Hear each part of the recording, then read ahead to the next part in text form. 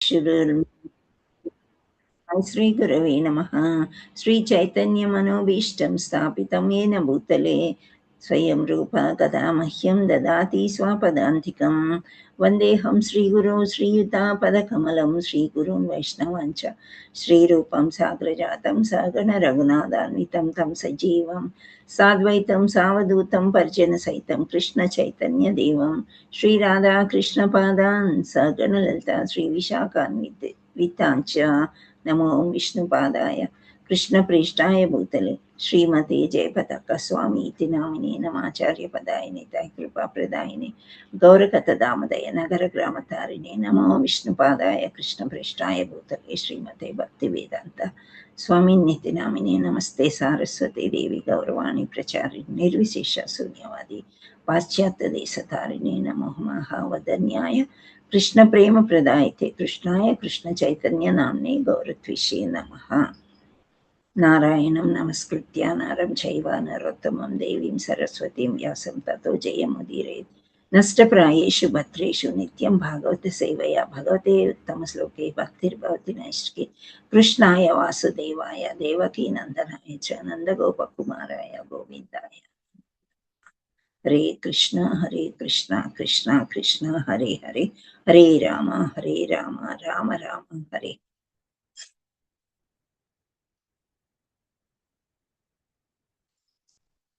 मुखं करोति वाचालं पंगुं लङ्घयते गिरिमित्कृपातमहं वन्दे श्रीगुरुं दीनतारिणं परमानन्दमाधवं श्रीचैतन्येश्वर। हरे కృష్ణ. సో మనం ఎన్ని శ్లోకాలు కంప్లీట్ చేసుకున్నాము? మొదటి క్యాంటో మొదటి అధ్యాయంలో ఉన్నాం. 17 ప్రభుజీ చెప్పారు. సో 17 కంప్లీట్ చేసుకున్నాం. ఈరోజు 18, 19 అని 2 ఇచ్చాము. ఎందుచేత అంటే 18 చాలా చిన్నగా ఉంది. సో 19 కూడా ఈరోజు కవర్ చేసుకుందాం. ఓకే, హరే కృష్ణ. సో శ్రావణి మాతాజీ స్టార్ట్ షేరింగ్. ఎస్ మాత.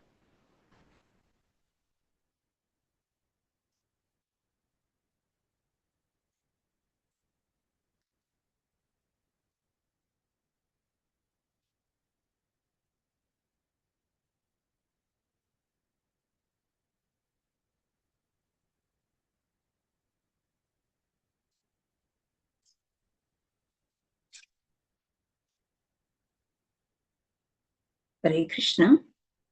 నేను ఒకసారి చదువుతాను, మీరు వినండి. అథా క్యా హి హరేర్దీమన్ అవతారకదాహ శుభాః లీలా విదధతిః స్వైర్యమీశ్వరస్యాత్మమాయయా.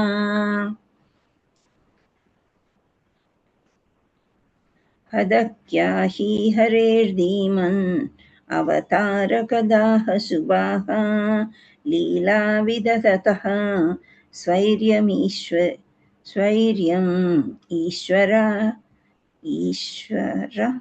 స్యాత్మమాయయా. హరే కృష్ణ. మీరెవరైనా చదవదలుచుకుంటే హ్యాండ్ రైజ్ చేయండి. అథా క్యా హి హరేర్దీమన్. హరే కృష్ణ. హ్యాండ్ రైజ్ చేసిన వాళ్ళతో చదివించండి. నాగమణి మాతాజీ అన్మ్యూట్ చేసుకోండి. హరే కృష్ణ. అథ క్యా హి హరేర్దీమన్నా అథా క్యా హి హరేర్దీమన్ అవతార కథా శుభాః లీలా విదధత స్వైరా లీలా విదధత్ స్వైరం ఈశ్వరస్యాత్మమాయయా. హరే కృష్ణ. హరే కృష్ణ. నెక్స్ట్ అనురాధ మాతాజీ అన్మ్యూట్ చేసుకోండి. హరే కృష్ణ మాతాజీ. హరే కృష్ణ. హదా క్యా హి హరేర్ధమ్మన్ అవతార కథా శుభః లీలా విధాదతః స్వైరం ఈశ్వరస్యాత్మమాయాః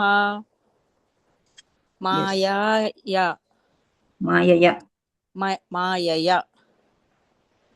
thank you Mata. Srilatha Mataji unmute చేసుకోండి.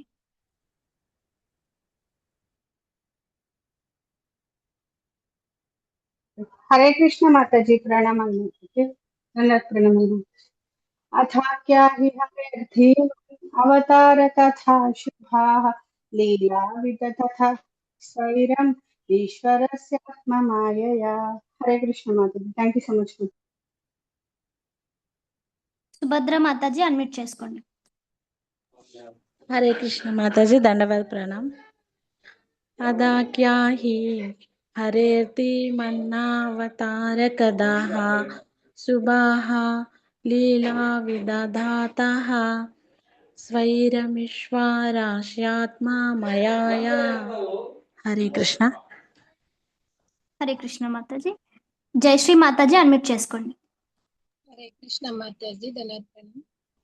हदा क्या ही हरिर्धीमन् अवतार कदा शुभाः लीला विदातः सैर्विस्मर स्मात्मा मायया। ఓకే, हरे कृष्ण। హరే కృష్ణ, హరి బోల్ అందరికి। నేను చెప్తాను, మీరు ఒక్కసారి చెప్పండి అందరు కూడా। అదా ओके క్యా హి హరేర్ధీమన్ कदा क्या क्या ही हरिर्धीमन्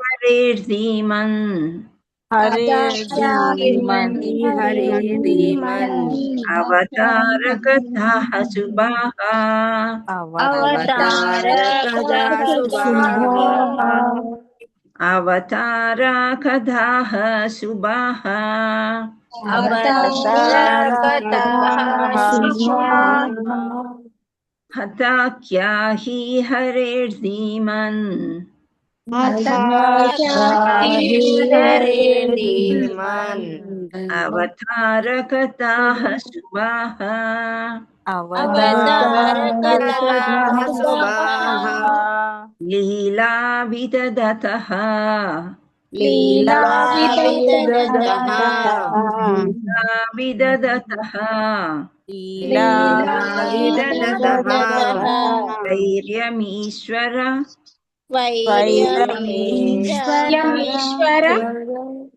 अस्यात्ममायया अस्यात्ममायया लीला विदतः स्वैर्यम् लीला ईश्वर ईश्वर ईश्वरस्यात्ममायया ईश्वरस्यात्ममायया स्यात्ममायया ईश्वरस्यात्ममायया स्यात्ममायया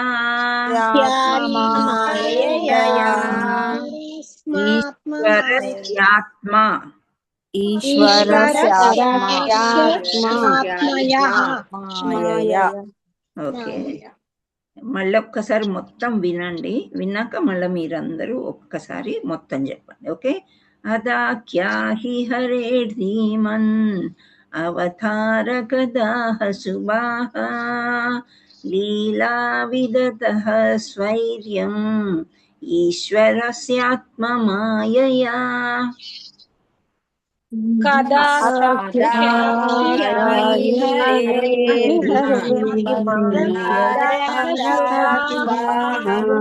लीला विदधतः ईश्वरस्यात्ममायया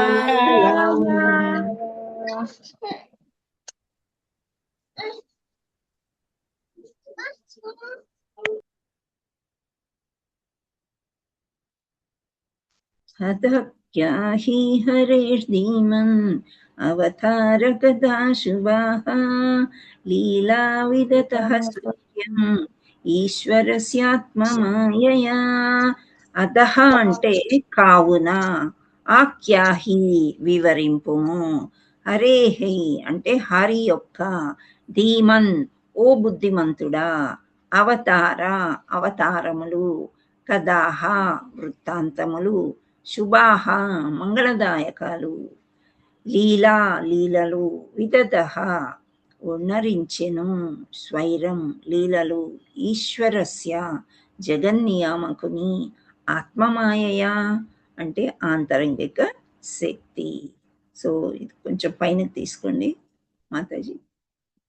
సో ఇక్కడ అనువాదం ఏమంటుందంటే, మనం ఇప్పుడు ఏం చదువుకుంటున్నాం మొత్తం మీద అని అంటే, ఋషులందరూ కలిసి సూత గోస్వామిని అడుగుతున్నారు, మాకు ఇదంతా వివరించి చెప్పండి, ఈ రసమాలయం మేము వింటాము అని. సో ఆ దాంట్లో ఋషులు ఏమంటున్నారు ఇక్కడ అంటే, ఓ ధీమంతుడవైన సూత గోస్వామి, ఓ దేవదేవుని వివిధ అవతారంలోని దివ్య లీలలను మాకు వర్ణించి చెప్పుము. పరమనియాంకుడైన భగవానుని అట్టి మంగళప్రదములైన సాహసకర్మలు లీలలు అతని ఆంతరింగిక శక్తిచే నిర్వహింపబడు చుండును. ఇక్కడ భాష్యంలో ఏం చెప్పారంటే, చాలా చిన్న శ్లోకం ఇది. భౌతిక జగముల సృష్టి స్థితి లయముల కొరకు శ్రీకృష్ణ భగవానుడు స్వయంగా వేలాది అవతార రూపంలో అవతరించుచుండును. అటువంటి దివ్య అవతారములలో అతడు గావించు ప్రత్యేక అద్భుత కర్మలన్నీయును నిక్కముగా మంగళప్రదములు. అట్టి దివ్య లీలలు జరుగు సమయమున ఉన్నటువంటి వారు అట్టి లీలావర్ణన శ్రవణము చేయువారు ఇరువురు నిశ్చయముగా దివ్య లాభమును పొందుదురు. సో ఇక్కడ శ్రీల ప్రపాదికి జై. శ్రీల ప్రపాదుల వారు ఏమంటున్నారంటే, దివ్య లాభాన్ని పొందుతారు అని ఇక్కడ భాష్యంలో చెప్తున్నారనమాట. శ్రీ శ్రీ శ్రీ రాధా మదన్ మోహన్ की जय, जगन्नाथ बलदेव सुभद्रा माई की जय, चैतन्य निताई गौर प्रेमानंदे हरि हरि बोल, गुरु महाराज की जय, శ్రీల ప్రపాద की जय. సో ఇక్కడ మనకి సూత గోస్వామిని ఋషులు అడుగుతున్నారు. ఏం అడుగుతున్నారు? సాహస కర్మలు. సాహసం అంటే ఏంటి? హరే కృష్ణ. ధైర్యం. సాహసం ఉండాలి, ధైర్యం ఉండాలి, బలం ఉండాలి. సో దేవుడి యొక్క దేవాది దేవుడు అని ఎందుకన్నాము? ఆయనకి షడైశ్వర్యాలు ఉన్నాయి కాబట్టి. షడైశ్వర్యంలో సాహసం ఒకటి కదా, కీర్తి, సాహసం, ఇవన్నీ చెప్పుకున్నాం. సో సాహస కర్మలు ఇంకా లీలలు. సాహస కర్మలు అంటే చాలా బలోపేతమైన కర్మలు, లేదా చాలా బలంతో కూడుకున్నవి. అందరి ముందు కూడా ప్రత్యేకమైన సాహసాన్ని అంటే బలాన్ని చూపించిన లీల. ఏదైనా ఒకటి చెప్పండి, ఒకటో రెండో మీకు గుర్తున్నవి. కృష్ణ బుక్ చదివాం మనము. ఆ లీలలు ఏవైనా సాహసాన్ని చూపించే. గోవర్ధన పర్వతాన్ని ఎత్తాడు. హరి హరి బోల్. గోవర్ధన పర్వతాన్ని ఎత్తాడు. అంత చిన్న బాలుడు, 6 సంవత్సరాలు, 5 సంవత్సరాల బాలుడు చిటికన వేలుతోనే గోవర్ధన పర్వతం ఎత్తడం అనేది సామాన్య విషయం కాదు. అది సాహస కర్మ. ఇంకా ఇంకేమైనా ఉన్నాయా? కాళీవర్ధనము. ఆ పాములు అంటేనే విషయాన్ని చూస్తే అందరికి భయం వేసే సమయంలో చంగున ఎగిరి తల మీద నాట్యం చేస్తూ ఆ పాముని చిందరవందరు చేశాడు. అది పూతన చిన్నపిల్లవాడు కదా, ఓకే, అది కూడా సాహసం అనుకోవచ్చు. అది లీల కిందకు వస్తుంది పూతన, అది ఓకే. రెండిట్లో మనం తీసుకోవచ్చు. నెక్స్ట్ ఇంకా ఇంకేమైనా కొంచెం రాక్షసుని కూడా చంపుతారు. ఓకే, అవన్నీ లీలలు గుర్తు చేసుకుంటా. కొంచెం పెద్దగా అయిన తర్వాత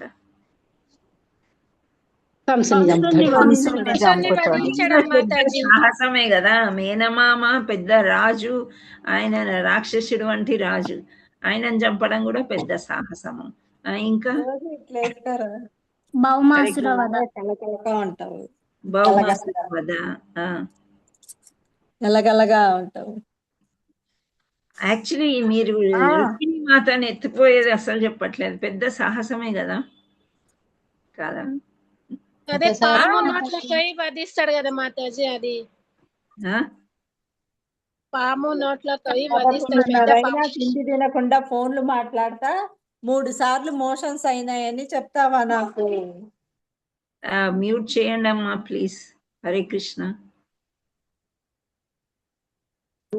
అర్జునునికి కృష్ణుడు రథసారథిగా ఉండడం కూడా సాహసం. అది సాహసం అవ్వదమ్మా, కాదా?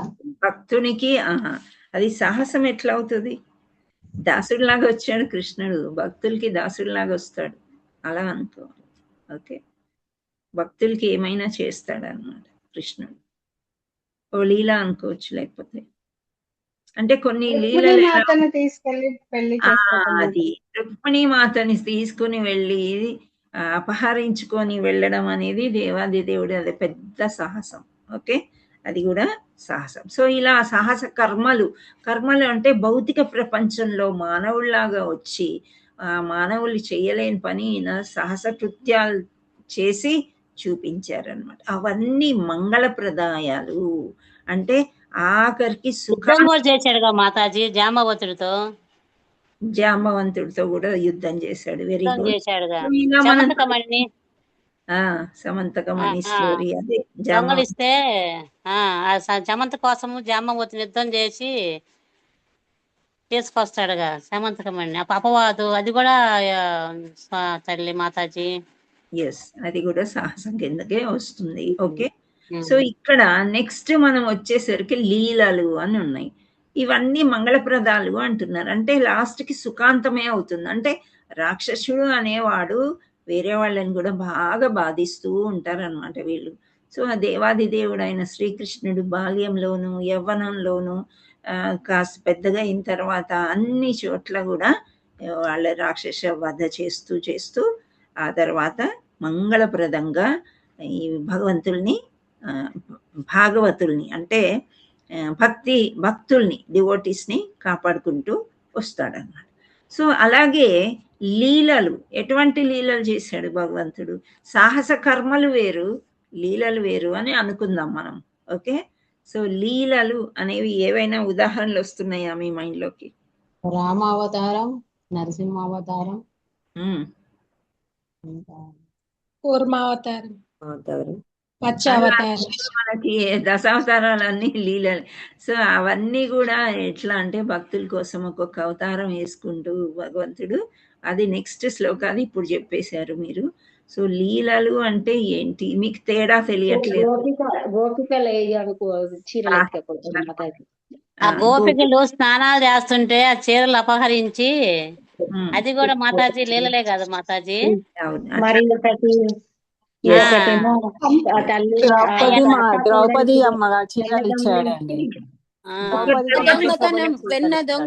దొంగతనం చేస్తాడు. దొంగతనం తినటము, అందరిలో పోయి ఎనపోస కొండలు బగల కొట్టం ఆ కృష్ణ పరమాత్మ, అవి కూడా లీలలేస్తా మాతాజీ. అవి కూడా లీలలే. ద్రౌపదికి చీరలు ఇచ్చాడు కదండి, అది కూడా లీలలే. యశోదమ్మ రోడ్డు కట్టేస్తే రోడ్డు లాక్కొని వచ్చారు మాతాజీ. అది పెద్ద లీల, చాలా మంచి లీల. నారదమునికి అన్నింట్లో కనిపించడం కూడా మాతాజీ. నారదమునికి అన్నిట్లో కనిపిస్తాడా? అందరి ఇంట్లో అందరి గోపికల దగ్గర ఉంటాడు. ఇంద్రుడు మాతాజీ మన్ను తిన్న తర్వాత నోరు తెరిచి మొత్తాన్ని వెరీ నైస్, వెరీ నైస్. ఇప్పుడు నాకేమర్థమవుతుందంటే మీరు చాలా లోతుగా వెళ్ళారు కృష్ణలీలలో. అంటే ఇట్లా నేను చెప్పాలి నాకు తెలుసు అన్నట్టు ఉంది. సో అంటే కొంతవరకు మీకు శ్రద్ధ కనిపిస్తుంది అనమాట భాగవతం వినడంలో కానీ చదవడంలో కానీ. ఆ ఋషులు కూడా అదే చెప్పారు. ఏంటి ఈ లీలలు అతని ఆంతరంగిక శక్తి చే నిర్వహింపబడుచుండును, పైనకి కనిపించవు అవి. ఆంతరంగిక శక్తి, ఆంతరంగికంగా ఎవరున్నారు? రాధాదేవి. కృష్ణుడికి బహిరంగంగా ఎవరున్నారు అంటే దుర్గాదేవి. సో మనం నిన్న చెప్పారు కదా ప్రభు, ఎంత మంచి ఉదాహరణ చెప్పారు. నిన్న చెప్పారా? బోల్డని వీడియోలు వింటాను నేను. మరి అదా చూద్దాం. ఇక్కడ ఏంటి ఉదాహరణ? ఆంతరంగిక శక్తి రాధారాణి అన్నమాట.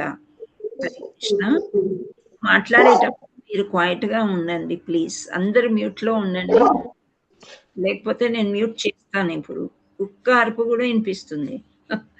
Maybe that is also interested in Bhagavatam. Okay Mataji, మీరు బాగా చెప్తున్నారు ఆన్సర్స్, ఉత్సాహంగా ఉన్నారు, నాకు చాలా సంతోషంగా ఉంది. కానీ ఒకరు మాట్లాడేటప్పుడు ఆపి మళ్ళీ చెప్పండి, నేను టైం ఇస్తాను మీకు, అదేం లేదు. Okay, nice. సో ఆంతరంగిక శక్తి అంటే రాధారాణి యొక్క శక్తి అని అంటారనమాట. So Radharani so soft. ఇప్పుడు తండ్రి కంటే తల్లి సాఫ్ట్ అని చెప్తారు కదా. పిల్లలకి ఏదైనా కావాలంటే అమ్మని అడుగుతారు ఫస్ట్, అమ్మ నాన్నకి చెప్పమ్మా అని అంటూ ఉంటారు. అలాగే మనము రాధారాణి ఎప్పుడు కృష్ణుని అంటిపెట్టుకునే ఉంటుంది కాబట్టి ఆమె ఆంతరంగిక శక్తి అన్నమాట. ఇక్కడ మనకి చైతన్య మహాప్రభు లాగా వచ్చినప్పుడు బాగా తెలుస్తుంది అనమాట. సో కృష్ణుడు అంటాడు, నీకు ఎందుకు ఇంత భక్తి, నీలాగా నేను అవతరించి అదేంటి అని కనుక్కుందామంటే నా భక్తి చేత నీవు మూర్ఛిల్లి కింద పడిపోతావు, నీవు అలా అవతారం తీసుకుంటే నీ వెన్నంటి నేను ఉంటానని గదాధర్ లాగా ఆవిడ పుట్టి మళ్ళీ వెన్నంటి ఉంటుందన్నమాట. శ్రీ చైతన్య మహాప్రభుకి ఒక్కొక్కసారి పూరి జగన్నాథుని చూసిన, బృందావనంలో కృష్ణుని చూసినా ఇలా మైమర్చిపోయి పడిపోయి కింద పడి దొర్లుతూ ఉంటాడు. అంత భక్తి వస్తుంది. అంటే రాధారాణికి అంత భక్తి ఉంటుంది అనమాట. సో ఈ లీలలన్నీ ఆ లోపల ఆంతరంగిక శక్తి చేతనే నిర్వహిస్తాడు. ఎవరు అంటే దేవాది దేవుడు. అవన్నీ కూడా మంగళప్రదాయాలు, అంటే శుభమే జరుగుతుంది లాస్ట్కి, అశుభం అంటూ ఏమీ లేదు. సో ఎవరు చేస్తున్నారు ఇవన్నీ అంటే భాష్యంలో ఏం చెప్తున్నారు, సృష్టి స్థితి లయములు. సృష్టించేవాడు అతనే, స్థిరంగా కొద్ది రోజులు స్థిరంగా ఉండేది అతనే, మళ్ళీ లయం చేసేది అంటే నాశనం చేసేది కూడా అతని అని చెప్తున్నారు. సో శ్రీకృష్ణ భగవానుడు స్వయంగా వేలాది అవతారాల్లో అవతరించును. మనకేదో దశావతారాలని తెలుసు, కానీ భాగవతంలో వచ్చేసరికి 24 అవతారాలని చూస్తూ ఉంటాము. ముందుకు చూద్దాం అవి. సో అటువంటి దివ్య అవతారాల్లో అతడు గావించి ప్రత్యేక అద్భుత కర్మలు, ప్రత్యేక అద్భుతం అన్నమాట. ఒక చిన్న పిల్లవాడు పాము తల మీద ఎక్కి నాట్యం చేయడం అనేది ఎక్కడైనా చూస్తామా మనం ఈ భౌతిక ప్రపంచంలో? చాలా అలాంటి కనిపించవు మనకి. సో అది అందుచేత ఇక్కడ ఏమంటున్నారు, అద్భుతం అన్నమాట. ఇది చాలా అద్భుతం, ఆశ్చర్యం. ఆ పాము యొక్క విషము చిమ్మి ఆ రక్తం మడుగులో, రక్తం యమునా నదిలో వచ్చేసినప్పుడు యశోదమాత అక్కడ పరుగున వచ్చి మూర్ఛిల్లి పడిపోతుంది. ఏమైపోయిందో నా కొడుకు, ఏమైపోయాడో అని చెప్పేసి. సో అలాంటి అద్భుతాలు చిన్నప్పటి నుండి దేవాది దేవుడు చేస్తూనే ఉన్నాడు. సో ఇవన్నీ మంగళప్రదాలు. అంటే లాస్ట్కి ఏమైంది, కాళీయ మర్దనమే మనం తీసుకున్నట్లయితే లొంగిపోయాడు అనమాట. వాళ్ళ భార్యలు వచ్చి బాగా దండం పెట్టుకుని, మా భర్తని బ్రతికించు నాయన అని చెప్తే, నువ్వు ఇది ఖాళీ చేసి ఇక్కడి నుంచి వెళ్ళిపోవాలి అని చెప్తాడు. సో అప్పుడు బృందావన జనాలకి అంతా కూడా ఊపిరి పీల్చుకున్నట్టు ఉంటుంది. లేకపోతే విషవాయువులు చిమ్ముతూ గోవుల్ని, చిన్న బాలకుల్ని అందరు చచ్చిపోయేవారు అనమాట. సో అలా మంగళప్రదం చేశారు. ఎక్కడ? బ్రజభూమిని, అంటే బృందావనాన్ని. ఇది ఒక ఉదాహరణ. అలా ఎన్నో దివ్య లీలలు చేసి ఉన్నారనమాట. సో ప్రత్యేక దివ్య కర్మలన్నీ కనంగా మంగళప్రదాలు, శుభం చేసినటువంటివి. అట్టి దివ్య లీలలు జరుగు సమయమున ఉన్నటువంటి వారు, అంటే అట్టి దివ్య లీలలు అప్పుడు ఎవరెవరు ఉన్నారు? బ్రజభూమి బృందావనంలో ఉన్నారు. మథురాలో కంసుడు ఉన్నాడు, దేవకి మాత, తర్వాత వసుదేవుడు, ఇంకా చాలా మంది ఉన్నారు కదా, వాళ్ళందరూ కూడా. అండ్ అక్కడ వాళ్ళు ఉన్నటువంటి వారు గోపికలు, యశోదామాత, నందుడు, వీళ్ళందరూ అన్నమాట. అండ్ అట్టి లీలావర్ణాన్ని శ్రవణము చేయువారు ఇరువురు నిశ్చయంగా దివ్య లాభాన్ని పొందారు అని చెప్తున్నారు. ఇక్కడ మామూలుగా భౌతికంగా మనం లాభం అంటే ఏంటి? నాకు ఒక ఇంట్రెస్ట్, ఇప్పుడు ఏప్రిల్ ఎండింగ్ లో అందరికి బ్యాంకుల్లో ఇంట్రెస్ట్ పడి ఉంటుంది కదా. సో ఇంత ఈ ఫిక్స్డ్ వేస్తే నాకు ఇంత లాభం వచ్చింది, ఇంట్రెస్ట్ వచ్చింది, అది దాన్ని వ్యాపార రీత్యా వాటిని లాభాలు అని అంటారు అనమాట. సో మనము బయట హోల్సేల్ అండ్ రీటైల్ అని చెప్తూ ఉంటారు కదా. హోల్సేల్లో కొనుక్కొని తీసుకొచ్చి రీటైల్ చేసి అమ్ముతూ ఉంటారు. అంటే మామూలుగా ఒక 10 రూపాయలు కిలో టమాటా ఉందనుకోండి, హోల్సేల్లో వాళ్ళకి 2 రూపాయలు 3 రూపాయలు పడుతుంది. ఇక్కడ 7 రూపాయలు మిగిలింది వాళ్ళకి 1 కిలో. దాన్ని అలా దివ్య లాభం. కానీ ఇక్కడ దివ్య లాభము అంటే ఏంటి? అది భౌతిక లాభం అన్నమాట. ఇక్కడ దివ్య లాభం అంటే ఏం లాభం వస్తుంది మనకి ఆధ్యాత్మికంగా? మనకి ఏదో పట్టుకుపోయేది ఎక్కడికి? వచ్చే జన్మకి, లేకపోతే దివ్య లోకానికి మనం వెళ్తే అక్కడికి వెళ్ళడానికి అర్హత సంపాదించాలి మనం. ఇప్పుడు అయిపోయింది భౌతిక ప్రపంచంలో మనకి ఏది మనతో రాదు అని మనకు తెలిసిపోయింది. ఇది అశాశ్వతము, దుఃఖాలయము, దుఃఖం తప్ప ఇందులో ఏమీ లేదని మనం కొంత తెలుసుకున్నామా?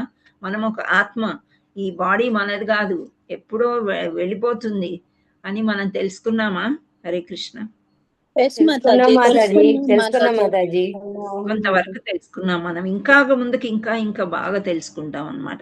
సో ఇలాంటి శ్రవణం చేయవారు మనం అప్పుడు లేం కదా, రజభూమి ఉన్నామేమో మనకు తెలియదు. శ్రీకృష్ణ పరమాత్ముడు భగవద్గీతలో ఏమన్నాడు, ముందు మన ఇద్దరము ఉన్నాము, ఇప్పుడు ఉన్నాము, ఇక ముందుకు కూడా ఉంటామని శ్రీకృష్ణ పరమాత్ముడు అర్జునుడికి చెప్పాడు. సో మనకి గుర్తులేదు. అర్జునుడితో క్లియర్గా అంటాడు, నీకు అసలు జ్ఞాపకం లేదు అర్జున, నాకు తెలుసు, మనము ఉన్నాము, ఉంటాము కూడా ఇంకా ముందుకి అని చెప్తాడు. సో ఇలా మనము వెళ్ళేటప్పటికి ఏం కావాలి, ఒక భక్తియే మనం తీసుకెళ్ళగలుగుతాం. ఈ జన్మలో మనం 50% చేసున్నాము అంటే వచ్చే జన్మలో మనం పుట్టగానే 51 నుంచి స్టార్ట్ అవుతుంది. మాతాజీ మనము మన గోల్ అంతా కూడా గోలోకంకి వెళ్ళడం కదా, ఇదేంటి మళ్ళా ఇలాగా అని అంటున్నారు.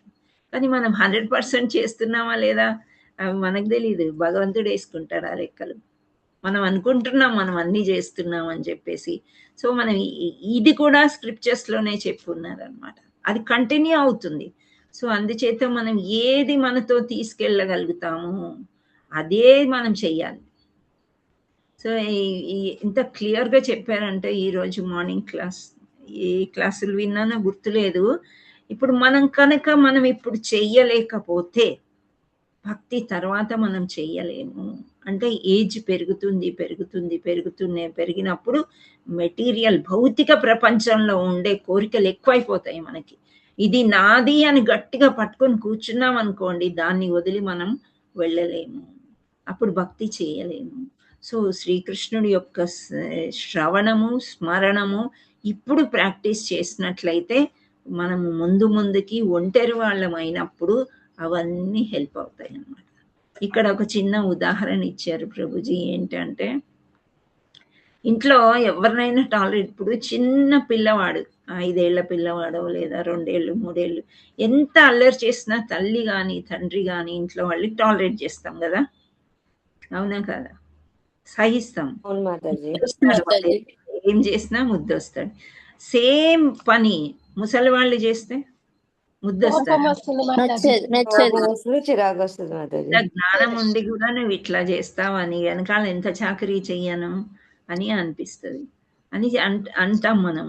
సో అది ఏంటి, మనకి చిన్న పిల్లవాడి కంటే ఏమి తెలియని పరిస్థితిలో చేశాడు, వాడికి ఏమీ తెలియదు, అక్కడే ఉమ్మూస్తాడు, అక్కడే మూత్రం పోస్తాడు, అక్కడే అన్ని చేస్తాడు. శ్రీకృష్ణుడు కూడా చిన్నప్పుడు చేసి ఉంటాడు అట్లాంటివి. అలా కానీ పెద్ద అయిన తర్వాత మనం చెయ్యలేమన్నమాట. చెయ్యలేక మనకి భౌతికంగా చేతగాక అలా మనము విసుక్కుంటూ ఉంటాం.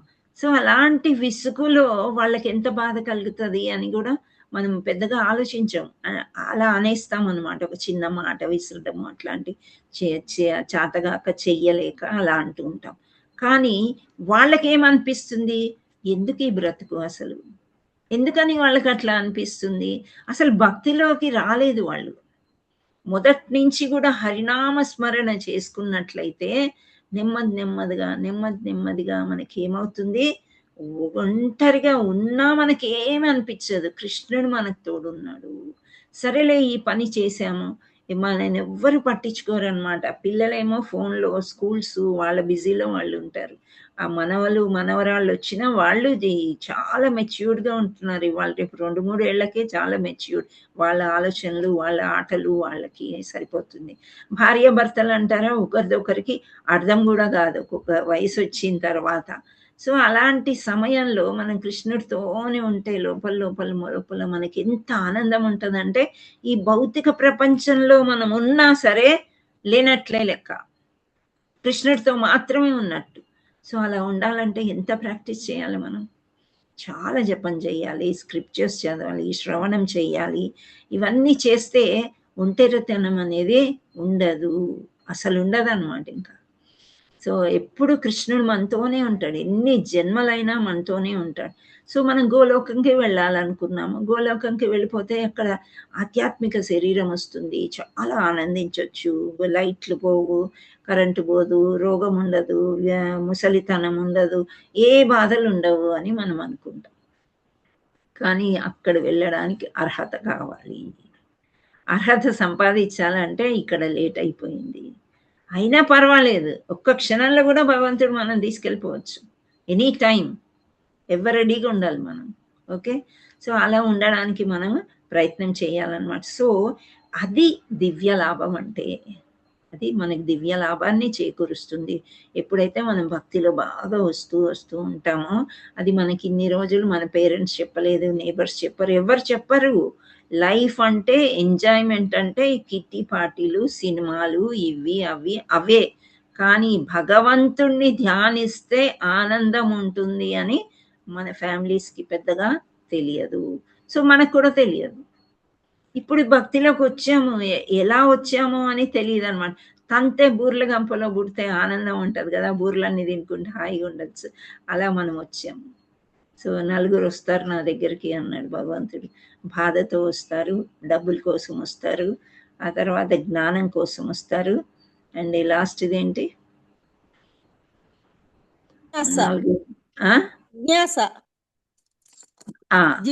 మాతాజీ, జిజ్ఞాస, ఆతృత, ఎవరు భగవంతుడు అని తెలుసుకోవడానికి వస్తారు.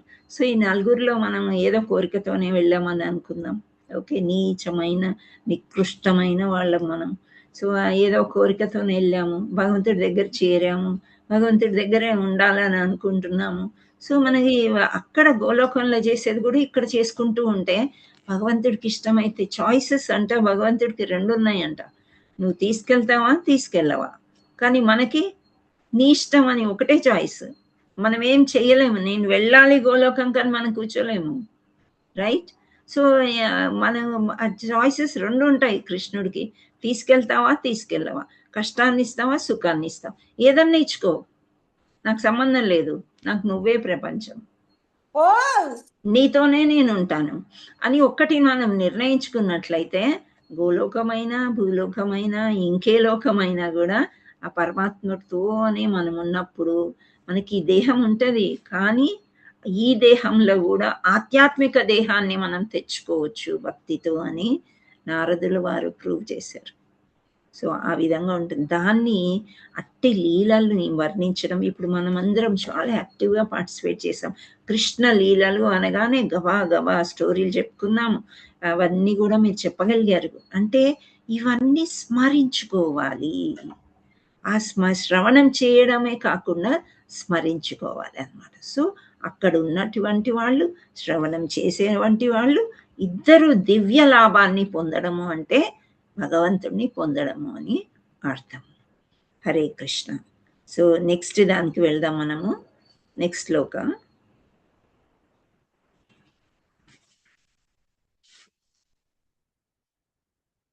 వయం తు న వితృప్యామా ఉత్తమ శ్లోక విక్రమే యశృణ్వతాం రసజ్ఞానం స్వాదు స్వాదు పదే పదే.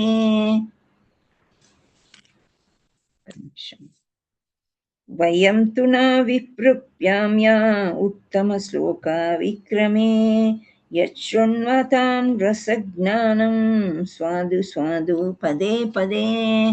హరే కృష్ణ. మీరు అందరు కూడా చెప్పడానికి ప్రయత్నం చేయండి. వయం తు న వితృప్యామా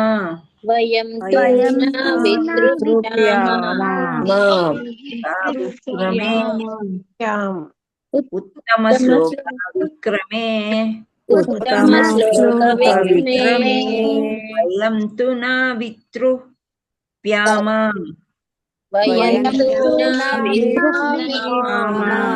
ఉత్తమ శ్లోక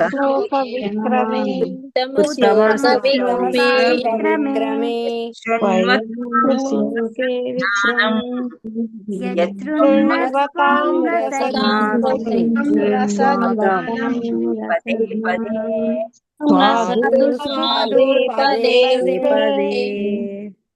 యశృణ్వతాం రసజ్ఞానం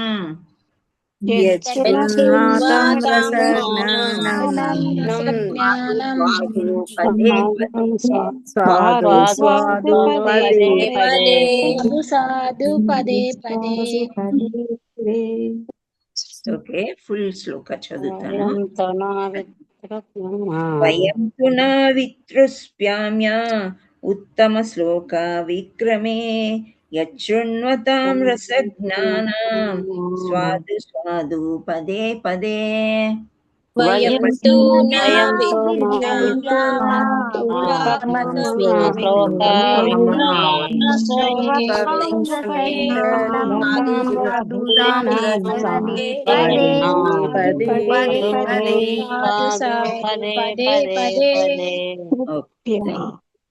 వయం అంటే మేము, తు అంటే కాని, అలసట నొందము అంటే అలసిపోము అని అర్థం. ఉత్తమ శ్లోక దివ్యమైన ప్రార్థనలచే కీర్తించబడు శ్రీకృష్ణ భగవానుని విక్రమే అంటే ఘనమైన కార్యములు, యత్ ఎద్దానిని, శృణ్వతాం అంటే అనవతర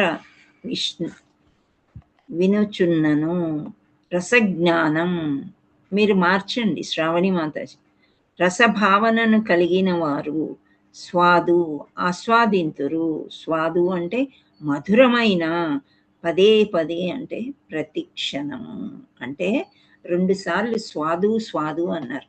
బాగా ఆస్వాదించడం. ఆస్వాదించడం అంటే ఏంటి? ఏదైనా ఆస్వాదించడం, భోజనం గాని ఏదైనా తిన్నప్పుడు ఆస్వాదించడం దాన్ని ఆస్వాదించడం అంటారు. అనుభవించడం అనుభవించడం, తృప్తి పడటం, ఇష్టమైనది స్వాదించడం, తృప్తి కలిగేది. సో ఇంకోటి మధురమైన, నిజంగా మనకి ఇష్టమైంది అయితేనే తృప్తిగా మనం ఏదైనా ఆస్వాదిస్తాం. ఎలా ఆస్వాదిస్తాం అంటే పదే పదే అంటే ప్రతి క్షణం అన్నమాట. ప్రతి క్షణం కూడా దాన్ని తలుచుకుంటాం. ఫర్ ఎగ్జాంపుల్ గులాబ్ జామ్ కానీ రసగుల్లా కానీ మనకు బాగా నచ్చింది, అప్పుడు ఏం చేస్తాము, తింటాము. తర్వాత ఒక్కొక్కరు అయితే నీళ్ళు కూడా తాగరు. టమాటా పచ్చడి కొందరికి ఇష్టం, అది తిన్న తర్వాత ఆ రుచి అనేది, ఆ రసం, ఆ టమాటా పచ్చడి, ఆ పప్పు, దాన్ని ఇంకా చెప్పుకుంటూ కూడా ఆస్వాదిస్తారనమాట.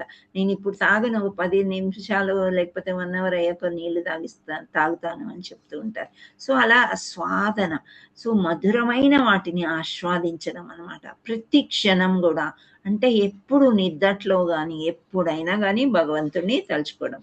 సో ఉత్తమ శ్లోకుడైన శ్రీకృష్ణ భగవానుని దివ్య లీలను శ్రవణం చేయుటలో మేమెన్నడూను అలసట నొందము. ఆ దేవదేవునితో గల దివ్య సంబంధం పట్ల రుచిని పెంపొందించుకొనిన వారు అతని లీలా కథలను ప్రతి క్షణం ఆస్వాదించరు. సో ఇక్కడ మనకి ఏం కావాలంటే రుచి కావాలి. ఏదైనా ఆస్వాదించాలంటే ఆ యొక్క రుచిని పదే పదే పదే తలుచుకోవడం. ఇక్కడ మనం భోజన పదార్థాల గురించి తలుచుకున్నాం. ఓకే, టమాటా పచ్చడి, రసము, ముద్దపప్పు, అన్నం, ఇవన్నీ తలుచుకుంటుంటే నోట్లో నీళ్ళు వస్తూ ఉంటాయి. సాత్వికమైన సామాన్యమైన ఫుడ్ అయినప్పటికీ కొందరికి అవే ఇష్టం అనమాట. ఈ బిర్యానీలు, పన్నీర్ కర్రీలు, మసాలా కర్రీలు పెద్దగా ఆస్వాదన వాళ్ళకి రాదు. కొందరికేమో అందులో ఆస్వాదన వస్తూ ఉంటుంది అనమాట.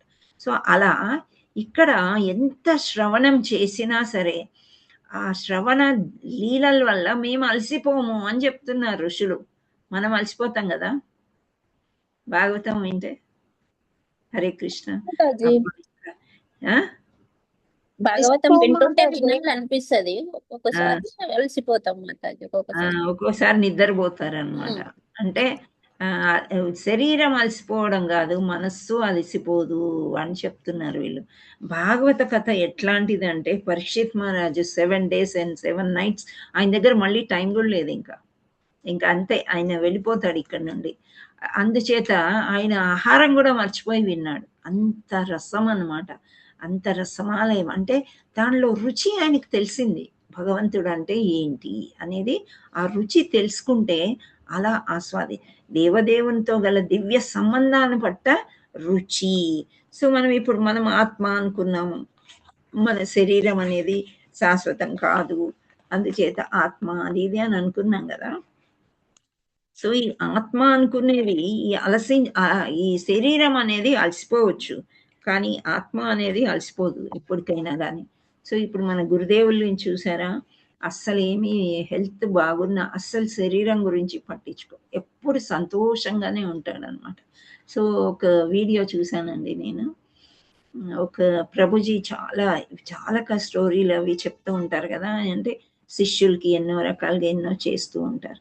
సో అలా చేసినప్పుడు అనుకోకుండా ఒక శిష్యుడు ఐసీయూలో వెళ్ళిపోయాడంట యాక్సిడెంట్ అయ్యి. సో కాలు చెయ్యి విరిగినప్పుడు అప్పుడు ఆయన గురువు ఎవరైతే శిక్షా గురువు ఉంటాడో ఆయన భయపడుతున్నాడంట. ఇప్పుడు అతన్ని నేను వెళ్ళి ఎలా చూడను, ఎప్పటి నుండో నా దగ్గర ఉన్నాడు, శిష్యులాగా భక్తి చేస్తున్నాడు, ఇప్పుడు నన్ను ఒక క్వశ్చన్ వేస్తాడు, నేను ఇంత కృష్ణుడిని సేవిస్తూ ఇంత టైం టేబుల్డ్గా మీరు చెప్పిందల్లా అన్నీ చేస్తున్నాను, మధ్యాహ్నం అయితే బుక్ డిస్ట్రిబ్యూషన్కి వెళ్తాను, జపం చేస్తాను, ఇంత చేసిన తర్వాత కృష్ణుడు నాకు ఇలా చేస్తాడు, నా కాలి చెయ్యి విరగొట్టేసి నన్ను ఇలా మంచం మీద పడేస్తాడా అని అడిగితే నేనేం చెప్పను అని చింతిస్తున్నాడంట గురువు. మీకు అర్థమవుతుందా? హరే కృష్ణ. మాతాజీ అర్థమవుతుంది. అప్పటికైనా సరే వెళ్ళి చూద్దాము, మన శిష్యుడు కదా పాపం అని వెళ్తే చక్కగా నవ్వుతూ హాయిగా ఉన్నాడంట ఆయన. ఈ గురుగారు ఆశ్చర్యపోయారు, ఏంటి ఈ విషయం అని, ఇంత హ్యాపీగా ఎలా ఉండగలిగామంటే, నేను ఎప్పుడు బుక్స్ డిస్ట్రిబ్యూట్ చేయడమే అందరికి ఇవ్వడమే కానీ నేనెప్పుడు సరిగ్గా చదివేవాడిని కాదు. ఆ బుక్లో ఏముందో కూడా ఏదో పైన ఫస్ట్ లైన్ సెకండ్ లైన్ చదివి అందరికీ చెప్పి డిస్ట్రిబ్యూట్ చేయడమే నా డ్యూటీ అనుకుని చేసేదాన్ని, కానీ దాంట్లో ఉండేది నేను చదివి ఆస్వాదించడానికి భగవంతుడు నాకు ఇది ఒక టైం ఇచ్చాడు. బికాస్ ఐ కాంట్ వాక్, కాలు విరిగిపోయింది, చెయ్యి లేదు, ఇవన్నీ రికవర్ అవ్వడానికి నాకు 3 నెలల సమయం పడుతుంది. 3 నెలల్లో నేను ఎన్ని పుస్తకాలు చదవగలను, గురువు గారు ఇంత మంచి అవకాశం భగవంతుడు నాకు ఇచ్చాడేమి అని అనుకున్నాడంట. దిస్ ఈజ్ పాజిటివ్ నేచర్ అన్నమాట. మనకి ఎంత కష్టం వచ్చినా సరే మనము భగవంతుడు మనకి ఇది ఒక అవకాశం ఇచ్చాడు అని అనుకునేది భగవంతుడిని నమ్మి, అది ఒక పాజిటివ్, అది ఒక రుచి. భగవంతుడి యొక్క దివ్యమైన సంబంధం ఏర్పడినప్పుడు అలాంటి రుచి అనేది ఏర్పడుతుంది. ఇప్పుడు మీకు రుచి అంటే అర్థమైందా? రసగుల్లా, గులాబ్ జామ్ అవి కూడా రుచి, ఈవెన్ రసము, ముద్దపప్పు ఇవన్నీ చెప్పాను కదా, అది కూడా రుచి. కానీ ఇక్కడ భగవంతుడితో ఉండేది ప్రతి క్షణం భగవంతుడినే తలుచుకోవడం, ప్రతి దాంట్లో భగవంతుడినే చూడడం అన్నమాట. మనకు ఒక అవకాశం ఇస్తే కృతజ్ఞత, అవకాశం ఇవ్వకపోయినా భగవంతుడికి కృతజ్ఞతతో ఉండేదే రుచి అని అంటారు. ఎలా ఆస్వాదిస్తాము, ప్రతి క్షణం ఆ రుచిని ఆస్వాదించడంలో అలసట అనేది ఉండదు. సో అతను పుస్తకాలు చదవడంలో నిమగ్నం అయిపోవాలని నిర్ణయించుకున్నాడు. మన దగ్గర కూడా దివ్య మాతాజీ అని, దీనశరణ మాతాజీ, నేను ఒకసారి పరిచయం చేశాను మీ అందరి గ్రూప్లో. తనకు కూడా కొంచెం ఆపరేషన్ అయింది, సమ్ 4 months 5 months 1 year కనిపించను అది ఇది అన్నది. ఇంకా ఐసీయూలో ఫోన్ కూడా అలౌ చేయరు, కానీ బుక్స్ అలౌ చేసే పర్మిషన్ తెచ్చుకుంది ఆవిడ. తెచ్చుకొని అన్ని క్యాంటోస్, చాలా Bhagavatam I think she completed. ఇంకా అన్ని పుస్తకాలు చదవడంలోనే ఉంది. ఇప్పుడు ఈ దేహానికి వచ్చే నొప్పులు మనసుకి రాకూడదు. దేహానికి ఎన్నో నొప్పులు ఉంటాయి, డాక్టర్లు ఉన్నారు, వాళ్ళు వీళ్ళు చూస్తున్నారు, మందులు వేస్తున్నారు, కానీ మనస్సుకి కూడా నొప్పి వచ్చింది అనుకోని మనం ముందుకెళ్ళలేము. సో ఆమె పుస్తకాలన్నీ కంప్లీట్ చేసింది చక్కగా. సో అలా వాడుకుందనమాట ఆ యొక్క టైంని. హాస్పిటల్లో ఐసీయూలో ఉంటే అదొక పెద్ద నరకం అండి. నరకాన్ని వర్ణిస్తారు చూడండి స్క్రిప్చర్స్లో, అదే. క్షణానికి ఒక్కొక్కసారి ఎంతో మంది చనిపోతూ ఉంటారు, కొందరు పిచ్చి కేకలు వేస్తుంటారు, అలా రకరకాలుగా ఉంటుంది ఐసీయూ అన్నమాట. అందులోకి వెళ్ళి రావడం అంటేనే చాలా కష్టం. అసలు చాలా వరకు ఎక్కువ మంది బయటకు వెళ్ళరు, అందులోంచే పోతారనమాట. ఇంకా అందులోకి వెళ్ళి రావడం అంటే ఒక మంచి పునర్జన్మ అని అనుకోవాలి అనమాట.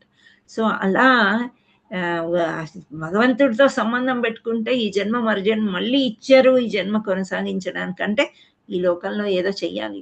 ఈ భూప్రపంచంలో, భౌతిక లోకంలో మనం ఏదో చేసేది ఉంది ఇంకా, లేదా ఇంకేదో అనుభవించేది ఉంది, సుఖమో దుఃఖమో మనకు తెలియదు. అందుచేత మనం ఉంచుతాడనమాట భగవంతుడు. సో దాన్ని దివ్య సంబంధము, ఆ రుచి మనకు తెలియాలి. సో అది పెంపొందించుకోవాలని ప్రతి క్షణం మేము ఆస్వాదిస్తాము. మీరు చెప్పండి, ఇంకా దివ్య లీలలు చెప్పండి అని సూత గోస్వామిని ఋషులు అడుగుతున్నారు. ఒకసారి భాష్యం చదివేద్దామా? ఐహికమైన కథలు, కల్పనలు, చరిత్రకు మరియు శ్రీకృష్ణ భగవానుని దివ్య లీలా కథలకు అపార భేదము కలదు. విశ్వ చరిత్రలో భగవానుని అవతార లీలను సంబంధించిన విషయములు వర్ణింపబడి ఉండును. రామాయణము, మహాభారతము, ఇతర పురాణాలనే అతి పురాతనమైన విశ్వ చరిత్రలు, ఇతిహాసములు భగవానుని వివిధ అవతారముల లీలలను వర్ణించుచు రచించబడినందని ఎన్ని మార్లు చదివినను నిత్య నూతనముగానే శోభించుచుండును.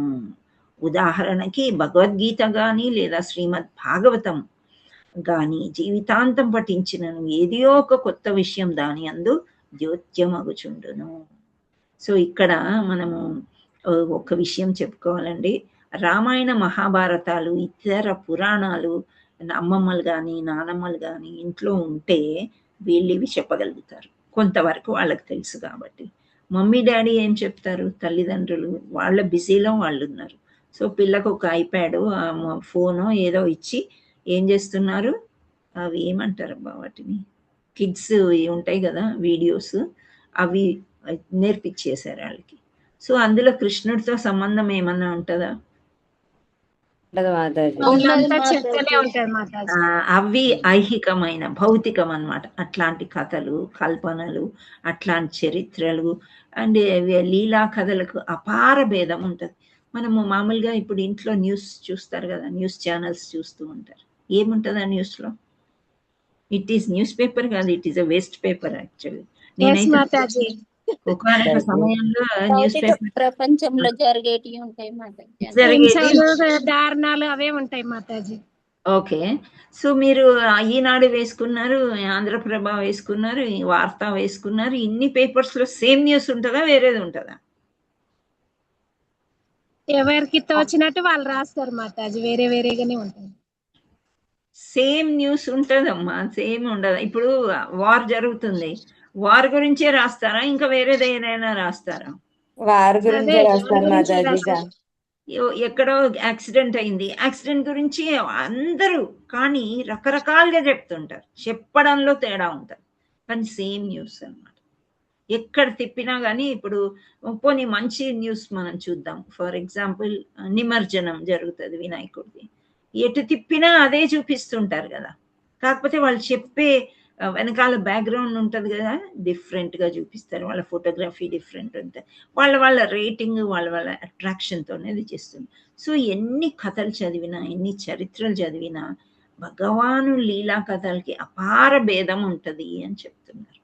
సో మనం భగవంతుడి గురించి పరిచయం చేసినట్లయితే, మీరు ఎవరి దగ్గరైనా నా ఫోన్ నంబర్ ఉంటే నా యొక్క స్టేటస్ చూడండి. నిన్న నాకు ఎందుకో అదృష్టానికి మంచి మంచి వీడియోలు దొరికినాయి, 5 నిమిషాలే. సో అవి ట్రై చేయండి చూడడానికి. అయితే మన లాస్ట్ ఫోన్ నెంబర్ చెప్పండి. ఓకే, మనది ఏంటంటే మన శిక్షా గురువులు హిస్ గ్రేస్ వరదకృష్ణ ప్రభు, వాళ్ళకి ఒకే ఒక అమ్మాయి. ఆ అమ్మాయి డివోటీకి ఇచ్చి పెళ్లి చేశారు, మాయాపూర్లో సెటిల్ అయ్యారు. వాళ్ళు ఇద్దరు జాబ్స్ చేసుకుంటారు. వాళ్ళ మాతాజీ అంటే వరదకృష్ణ ప్రభు వాళ్ళ సతీమణి కూడా ఇస్కాన్లోనే ఉంటారు, ఇస్కాన్ కార్యక్రమాలు చేస్తూ ఉంటారు. కాకపోతే ఇప్పుడు చిన్న మనవడు ఉన్నాడని ఏదో జాబ్ అంటే కూడా వాళ్ళు అందులోనే చేస్తారు. చేపతక స్వామి ఆఫీస్లో ఆమె చేసేది మాయాపూర్లో.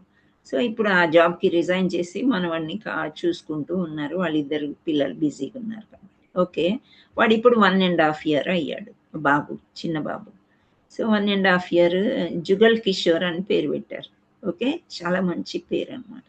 సో అతనికి నవవిధ భక్తి నేర్పిస్తుందండి ఆవిడ. అంటే వాడికి మాటలు ఇంకా పూర్తిగా రావు, 1.5 year కదా, మాటలు రావాలంటే పూర్తిగా 2.5 ఏళ్ళు 3 ఏళ్ళు. సో నవవిధ భక్తి శ్రవణం అంటే చక్కగా చెవు ఎంత చక్కగా ఉందంటే ఆ వీడియో నేను షాక్ అయ్యాను అసలు. అంత చక్కగా సాఖ్యం అంటే వెళ్ళి కౌగలించుకోవడము, వాళ్ళ తండ్రినో తల్లినో ఎవరినో కౌగలించుకున్నాడు. సో ఇది యాక్షన్ చూడండి వాళ్ళకి, అంటే ఆ సీడ్ వేయడం అన్నమాట, చిన్నప్పుడే భక్తిలోకి దించడం అనేది. అంటే అవును మా ఫ్యామిలీ భక్తిలోనే ఉంది, మేము అదే కాదు, మనం కూడా చేయొచ్చు అవి. ఆ తర్వాత స్కూల్లో వేసుకోవచ్చు. వీడు డిఫరెంట్గా ఉంటాడు స్కూల్లో వేస్తే. ఇప్పుడు ప్రహ్లాదుడు ఉన్నాడు, హిరణ్యకశిపుడు స్కూల్లో వేశాడు, ఏం చేశాడు అక్కడ? వాళ్ళందరికీ ఈవెన్ టీచర్స్కి కూడా హరినామం నేర్పించేశాడు పూర్తిగా. అవునా కాదా? మాతాజీ అలా. సో అలా మనం నేర్పించే దాన్ని బట్టి మనమేమో వీడియోలు పిల్లల గేమ్స్ అవి మీరు చూసుకోండి, మా పనులు అవ్వదు, లేకపోతే ఈ డబ్బులు కావాలి, డబ్బులు లేకపోతే నిన్ను మంచి స్కూల్లో వేయలేను, అది ఇంకా ఇవన్నీ భౌతిక ప్రపంచంలో ఉండేవన్నమాట. నేను కూడా అందులో ఇరుక్కున్నాను, పెద్ద నేనేం స్పెషల్ కాదు, కానీ ఇప్పుడిప్పుడు ఇవి తెలుస్తున్నాయి. సో యంగ్ మదర్స్ ఎలా ఉండాలంటే పిల్లలకి నేర్పించేసేయాలి ఇప్పుడే, అదే ఇండిపెండెన్స్. మనమేమనుకుంటాము వీడిని పెద్ద మేధావిని చేసి ఒక సైంటిస్ట్, ఒక డాక్టర్, ఒక ఇంజనీర్ చేసి మనకంటే ఎక్కువ సంపాదించేస్తే వాడు ఇండిపెండెంట్గా ఏ ప్రాబ్లం లేకుండా హాయిగా ఉంటాడని చెప్పి. కానీ అవన్నీ ప్రాబ్లమ్స్ ఇస్తున్నామని మనకు అర్థం కాదు. భగవంతుడిని ఇచ్చామనుకోండి, భగవంతుడు లీలలు చెప్తూ మనం పెంచామనుకోండి, రామాయణంలో బాల్య లీలలు, బాలకాండ రాముడిది ఎంతో బాగుంటది. అలాగే మహాభారతం తీసుకుంటే కృష్ణ లీలలు, ఈ ఇతర పురాణాలు, ఇవన్నీ పిల్లలకి విశ్వ చరిత్రలన్నీ నేర్పించామనుకోండి, భగవంతుడి యొక్క కథలు, వాళ్ళు భగవంతుడితోనే చిన్నప్పటి నుంచే పెరుగుతారు. కృష్ణని ఒక ఫ్రెండ్ లాగా చేసుకుంటారు, ప్రతిదీ కృష్ణకు వెళ్ళి చెప్పడం నేర్చుకుంటారు. సో అలా చేసుకున్నట్లయితే ప్రతిసారి ఇప్పుడు భాగవతం చదివేశాను, భగవద్గీత చాలా సార్లు చదివాను మేడం, మాతాజీ మాకు అంతా వచ్చు అంటారు, కానీ ఆచరణ ఎక్కడుంది?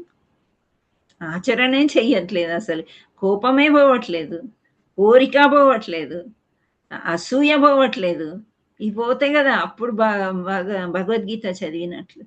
ఈ ఆచరణ అనేది చిన్నప్పుడే మనము ఆ సీడ్ అనేది వేస్తే అది పెద్దగా ఈ మొక్క అయ్యి అసలు భౌతిక ప్రపంచంలో ఉంటూ కూడా మనము భౌతికమైన వాటికి అటాచ్మెంట్ అనేది మనకి ఉండదు. సో భాగవతం, భగవద్గీత ఎన్నిసార్లు చదివినా ఏదో ఒక కొత్తగా ఉన్నట్టు ఉంటది. మేము ఆచార్యులం, మొన్న అంటే నేను పెద్ద ఆచార్యునని నేను చెప్పట్లేదు, ఎన్నో వీడియోలు వింటూ ఉంటాము. ఒక సేమ్ క్లాస్ 18 రోజులు 18 అధ్యాయాల క్లాస్ ఉంది కదా, నేను 3 సార్లు చెప్పాను. 3 సార్లు డిఫరెంట్ మెథడ్స్లో వచ్చింది. అది ప్రిపేర్ అయ్యేది ఒకేలాగా, కానీ నాలెడ్జ్ అనేది కొంత పెరుగుతూ వస్తుంది కాబట్టి ఉదాహరణలు ఎక్కువ ఇస్తూ ఇంకా వేరే రకంగా చెప్తూ వస్తామన్నమాట. అంటే వినే వాళ్ళకి కూడా చేంజ్ అనేది కనిపిస్తుంది, ఎంత విన్నా ఇంకా కొత్తగా ఉంటుంది. భాగవతం క్లాసు మనకి మార్నింగ్ 6:30కి ఉంటుంది, వెనస్డేస్ ఈవినింగ్ 8 o'clock ఉంటుంది, ఇక్కడ 11 o'clock ఉంటుంది. ముగ్గురిదే వినండి, మళ్ళీ కొత్తగా ఉంటుంది, డిఫరెంట్గా ఉంటుంది. వినేవాళ్ళు కొందరు ఉన్నారు ఇక్కడ, 3 క్లాసెస్ అటెండ్ అయ్యేవాళ్ళు. సో అది ఆ డిఫరెన్స్ అనేది మీకు కనిపిస్తుందా లేదా? హరే కృష్ణ. అక్కడ విన్నాం కదా, ఇక్కడేం వింటాము అన్నట్టుందా? ఏం లేదు మాతాజీ, మళ్ళీ వినాలనే అనిపిస్తుంది. ఈ మాతాజీ ఎట్లా చెప్తారు, ఆ ప్రభుజీ అయితే ఇంకా మంచిగా చెప్తారు. మార్నింగ్ క్లాసు రకరకాల అందరూ రోజుకొకరు వస్తారు, వీళ్ళది విందాం, కొందరు శ్లోకాలు చెప్తారు, శ్లోకాలని ట్రాన్స్లేషన్ చేస్తూ రిలేట్ చేస్తారు, కొందరేమో భౌతిక ప్రపంచాన్ని రిలేట్ చేస్తారు, వినాలనిపిస్తుంది. సో ఇక్కడ ఏమంటున్నారు, జీవితాంతం పఠించినా కానీ కొత్త విషయము దానితో ద్యోత్యమగుచుండును. భౌతిక పదార్థం జడము కాగా ఆత్మ చైతన్యమైనట్లు ప్రాపంచిక విషయాలు జడములు కాగా ఆధ్యాత్మిక విషయాలు పూర్ణ చైతన్యం కలిగి ఉండును. సో ఆధ్యాత్మిక విషయాలు పూర్ణ చైతన్యము అంటే పూర్తిగా అన్నమాట. మనం ఎంత ఆస్వాదించినా, ఇప్పుడు ఒక మామిడి పండు ఉందండి, మంచి సీజన్, మేలో జూన్లో అయితే మంచి తీపి కల పండు, దాన్ని తొక్క తినేసాము, గుజ్జు నాకేసాము, అంతా అయిపోయింది, లాస్ట్కి ఆ టెంక పారేయాలనిపిస్తుందా? చెప్పండి. ఆ టెంకలో ఇంకా ఆస్వాదిస్తుంటాం కదా. ఒక్కొక్కసారి చెత్త పుట్ట దగ్గరికి వెళ్ళిన తర్వాత కూడా అక్కడ నిలబడి ఆస్వాదించడానికి పారే బుద్ధి కాదనమాట. అంటే ఆ రుచిని మనకి తెలిసింది. అది అదే విధంగా ఇక్కడ పూర్ణ చైతన్యం కలిగి ఉంటుంది. ఏది? ఆత్మకి కావలసింది సనాతన ధర్మం, భగవంతుడి గురించే. భగవంతుడిని నిద్రలేపండి, అంటే ఆధ్యాత్మికతని నిద్రలేపండి. భౌతిక ప్రపంచం ఈ త్రిగుణాల వలయంలో మనం చిక్కుకుపోతాం. సో అవన్నీ వదిలేసి ఆ రుచిని చూపించినట్లయితే ఆస్వాదించి ఆ శ్రవణం చేయుట ఎన్నడూ అలసట అనిపించదు. సో ప్రాపంచిక కర్మల యందు మనుజుడు త్వరితముగా తృప్తి చెందవచ్చును, కానీ ఆధ్యాత్మిక కార్యాలు లేదా భక్తియుక్త కార్యాలను నర్చుటకు అతనెన్నడూ తనివి తీరదు. సో ఆధ్యాత్మికత, భౌతికం రెండు ఉంటాయమ్మా. భౌతికంగా తొందరగా మనం సంతోషిస్తాం, అవునా కాదా? ఇప్పుడు మనకి ఇంట్లో ఎవరో ఒకరు చాలా మనకి ఇష్టమైన ఒక మంచి sari and some dishes parcel వచ్చింది అనుకోండి, నైస్ ఈటింగ్. సో మనకి ఎంతో ఇమీడియట్గా సంతోషం వస్తుంది దానికి, అవునా కాదా? కదా, చాలా సంతోషం వస్తుంది మనకి. కానీ ఆధ్యాత్మికంగా మనకి కావాలంటే, కృష్ణుడి గురించి వినాలంటే కొంత సమయం కావాలి. మనం వినాలంటే జూమ్ ఆన్ చేసుకోవాలి, కూర్చోవాలి, కొన్ని పనులు అటు పక్కకు పెట్టేసేయాలి. ఆ తర్వాత అప్పుడు స్టార్టింగ్లో నిజంగా బోరింగ్ అనిపిస్తుంది. స్టార్టింగ్ కష్టం అన్నమాట. స్టార్టింగ్ పూర్తిగా ఇంట్రడక్షన్ ఉంటుంది, కథ చేర్చరు, ఓన్లీ ఫిలాసఫీయే నడుస్తూ ఉంటుంది. అప్పుడు మనకు అర్థం కానట్టు ఉంటుంది. బిగినింగ్లో భగవద్గీత చదివినప్పుడు మనకి తామస గుణం అంటే ఏంటో తెలీదు, రజోగుణం అంటే ఏంటో తెలీదు, సత్వగుణం అంటే ఏంటో ఇవి త్రిగుణాలే తెలియకపోతే ఇంకా ముందుకెలా వెళ్తాం? ఇది ఫలానాది తామస గుణం, ఫలానాది రజస గుణం, ఫలానాది సాత్విక గుణం అని చెప్తారు. సో అవి తెలియకపోతే ముందుకెళ్ళలేం. అవి తెలుసుకోవడానికి కూర్చోవాల్సి వస్తుంది, కొంతసేపు గురువులతో పాటు కూర్చోవాలి, సత్సంగంలో ఉండాలి, వినాలి. విన్నప్పుడు ఆ రుచి తగులుతుంది మనకి. ఆ రుచి తగిలినప్పుడు మనం ఇంకా వదలం అన్నమాట. అంటే ఆధ్యాత్మికంగా పెరగడానికి బిగినింగ్ ఈజ్ టఫ్, తర్వాత చాలా బాగుంటుంది. భౌతికంగా బిగినింగ్ చాలా సులభంగా హాయిగా ఉంటుంది. ఏముంది, పిల్లవాడు పుట్టాడు, పెద్ద అయ్యాడు, మంచి చదువుకున్నాడు, ఐఐటి ర్యాంక్ వచ్చింది, ఐఐటి పాస్ అయ్యాడు, మంచి ఉద్యోగం వచ్చింది, జాబ్ వచ్చింది, పెళ్లి చేశాము, 2 పిల్లలు పుట్టారు, సుఖంగా ఉన్నారు. కానీ తర్వాత ఏమవుతుంది? ఏదో ఒక ప్రాబ్లం అనేది స్టార్ట్ అవుతుంది. సడన్గా ఉద్యోగం పోవచ్చు, పిల్లవాడు సరిగ్గా చదవకపోవచ్చు, మీ కొడుకు బాగా చదివాడు, మీ మనవడు ఎలా చదువుతాడో మనకు తెలియదు. అక్కడ ఏదో ఒక ఇబ్బంది వచ్చింది అనుకోండి, చాలా కష్టం ముందుకెళ్ళడం. ముందు చాలా సంతోషంగా ఉంటుంది, తర్వాత బాధలు అనేవి వస్తూ ఉంటాయి. మనం అక్కడ భగవంతుడినే మర్చిపోయాము ఈ జంజాటంలో పడిపోయి. సో ముందు నుంచే భగవంతుడిని చేర్చుకుని, డబ్బులు తక్కువ ఉన్నా పర్వాలేదు, సంపాదన లేకపోయినా పర్వాలేదు, భగవంతుడితో ఉన్నామనుకోండి ఎటువంటి కష్ట సుఖాలైనా మనము ఎదుర్కోవచ్చు. అది అన్నమాట. సో ఇక్కడ ప్రాపంచిక కర్మల యందు మనుజుడు త్వరితముగా తృప్తి చెందవచ్చును. సో చాలా తొందరగా సంతోషం వచ్చేస్తుంది అనమాట. ఎంత క్విక్గా ఎదుగుతామంటే ఎంతో సంతోషం వస్తుంది. ఇంకా అదే సంతోషంలో మనం ఈ ప్రపంచం వదిలి వెళ్ళిపోతామా అంటే అది కాదు. ఎక్కడో ఏవో పాపాలు చేస్తుంటాం, అవి అనుభవించేదాకా మనం పోమన్నమాట. కానీ ఆధ్యాత్మిక కార్యాలు లేదా భక్తియుత కార్యములను నర్చుటలో అతనికి ఎన్నడూ తనివి తీరదు. అజ్ఞానమునకు సంబంధించినటువంటి వాంగ్మయాన్ని ఉత్తమ శ్లోకాన్ని పదం సూచించినది. లౌకికమైన వాంగ్మయం తమోగుణ ప్రధానమే కాగా ఆధ్యాత్మిక వాంగ్మయము అందుకు భిన్నమైనది. తమస్సుకు ఆవలి ఉండడి అటువంటి వాంగ్మయం క్రమంగా పఠించుచు అందరి ఆధ్యాత్మిక విషయాలను పైకి తీసుకోమా. హరే కృష్ణ. శ్రావణి మాతాజీ, థ్యాంక్ యూ. ఆధ్యాత్మిక విషయ అనుభూతమనర్చుకొనినచో దాని అందరి వెలుగు మరింత ప్రకాశముగా కాగలదు. సో ఇప్పుడు మనం ప్రొద్దున్నే లేచాము, 5 o'clock లేచాం అనుకోండి. ఈ మధ్య ఇంకా 5 o'clockకి తెల్లారట్లేదు, చీకట్లో. అబ్బా చీకటి ఉంది కదా కాసేపు పడుకుందాము అంటే ఏంటి? అది తామస గుణం వస్తుంది. అమ్మో నేను 4కి లేవాల్సింది ఏంటి 5 అయిపోయింది, 1 అవర్లో నేను ఎంత చాంటింగ్ చేయొచ్చు, ఈ పాటికి స్నానాదులు ముగించుకొని ఇవన్నీ చేసుకొని పూజ చేసుకుంది కదా అనుకునేది సాత్విక గుణం. హరే కృష్ణ. మీకు అర్థమవుతుందా? నేనేమైనా ఫాస్ట్గా వెళ్తున్నానా? సో ఇక్కడ ఉత్తమ శ్లోకం అనే పదము ఏంటంటే, మనం చదువుతున్న కదా నారాయణం నమస్కృత్య ఉత్తమ శ్లోకి అని అందులో వస్తుంది. అంటే ఉత్తమమైన శ్లోకం ఏది అంటే భగవంతుడు. సో ఇది కొంచెం ఎక్కువ సమయం తీసుకుంటుంది. అంటే ఫస్ట్ తామస గుణంలో ఉంటాం. ఇవాళ 5 o'clockకి లేచాము, తెల్లారలేదు అనుకున్నాము, అయినా ఏదో చేసాం ప్రయత్నము, చాలా లాభం వచ్చింది మనకి.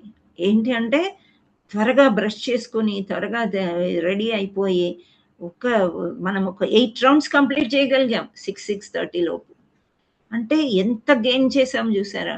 లేకపోతే అదే టెన్షన్, పెండింగ్ రౌండ్స్ రాత్రి దాకా అనమాట. టైం దొరకదు ఇంకా మనకి.